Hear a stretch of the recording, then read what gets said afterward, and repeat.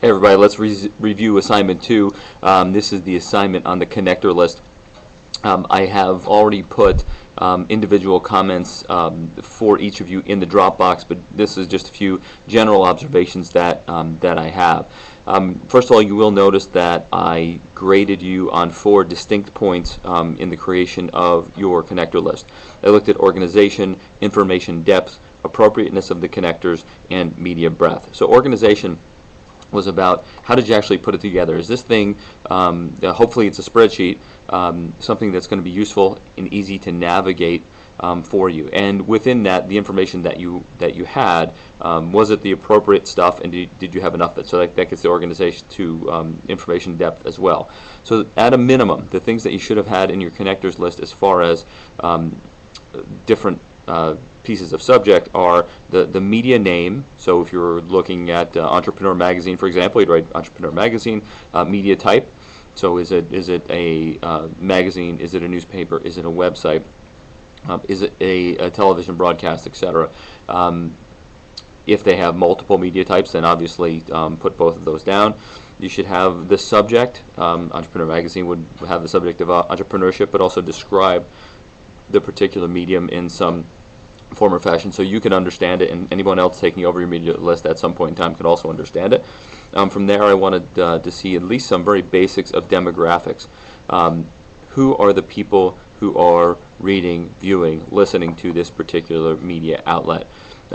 Age, income, gender. These are things that are talked about in the book, and you covered in a lot of detail in your Intro to Marketing class and any other upper level marketing classes that you've taken.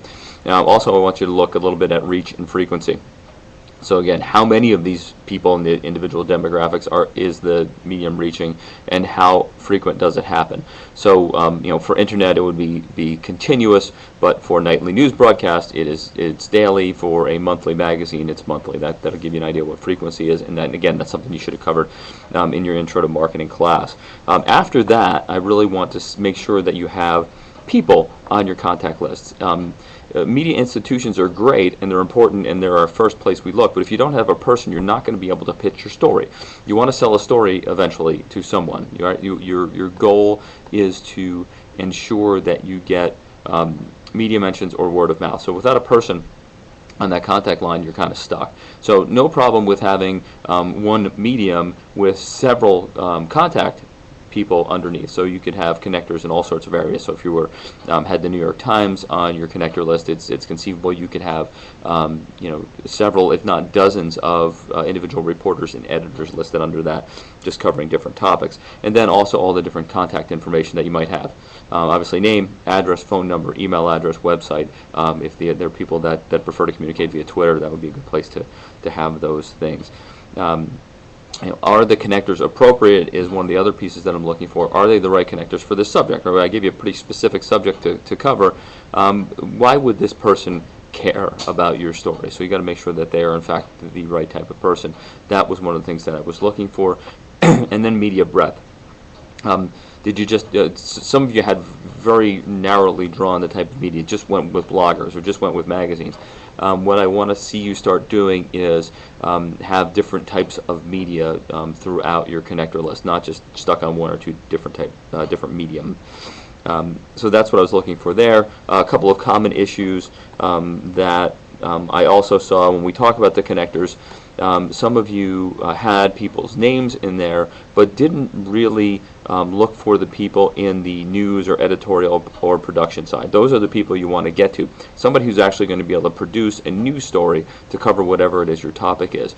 It was fairly common for me to see you put in a salesperson or an advertising person, and while they're great contacts to have, and as marketers we want to know them, as a PR person it's important that we get to the news editorial production side, because really the advertising and sales side and the editorial side should not meet in the perfect world of journalism. So we want to make sure that we are in fact pitching the people on the editorial side.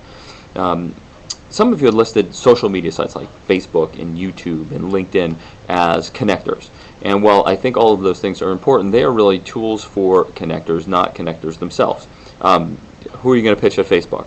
Facebook is just an entity. It's something that is out there. Now, if there's a specific person who has a YouTube channel that does video blogs on your subject, then they would be an appropriate connector, and you may have the contact information for them through their YouTube channel. So that would be perfectly appropriate, but Facebook or YouTube are those things that by themselves are not an appropriate connector. Take the next step and identify a person. Some of you also stumbled on PR Newswire and Business Wire, which are PR distribution services, mostly web-enabled now. And those are services that you can pay for, and these companies will help you reach out to the different connectors. And when you use them, the connectors actually often subscribe to those lists, and they'll help push your press release or whatever your pitch is out to the appropriate connectors. They are not, again, connectors themselves. They are the connection between you and the connector, so they kind of help you as a tool. So some of the things you're doing, they'll help you formulate your connector list.